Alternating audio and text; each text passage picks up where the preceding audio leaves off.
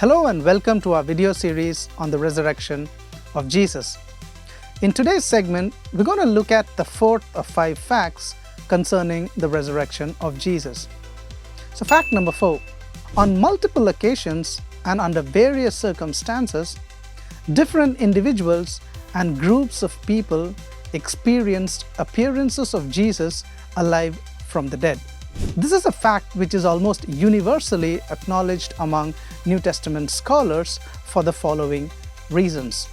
Firstly, Jesus' appearances to various people in various circumstances is supported by the early creed found in Paul's first letter to the Corinthians in chapter 15.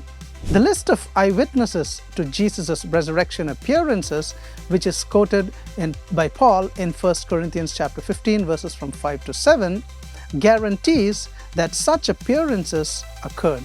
These included the appearances to Peter, the 12, the 500 brethren, and James.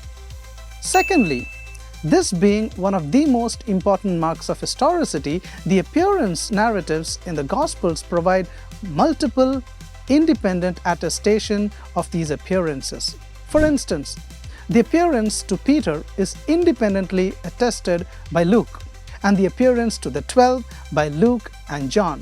We also have independent witness to Galilean appearances in Mark, Matthew, and John, as well as to the women in Matthew and John.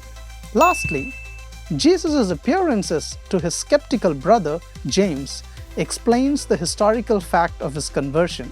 We have good evidence from the Gospels that neither James nor any of Jesus' younger brothers believed in him during his lifetime. There is no reason to think that the early church would fabricate stories concerning the unbelief of Jesus' family had they been faithful followers all along.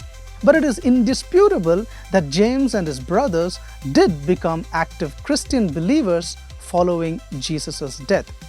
James was considered an apostle and eventually rose to the position of leadership of the Jerusalem church. According to the first century Jewish historian Josephus, James was martyred for his faith in Christ in the late AD 60s. Now, what explains this remarkable transformation? The only explanation is in Paul's words, and I quote, "Then he," referring to Jesus, "appeared to James," end quote. To summarize then, in the leading German critic of the resurrection, Gerd Ludemann's words, quote, "It may be taken as historically certain that Peter and the disciples had experiences after Jesus' death in which Jesus appeared to them as the risen Christ," end quote. Thank you so much for watching, and God bless.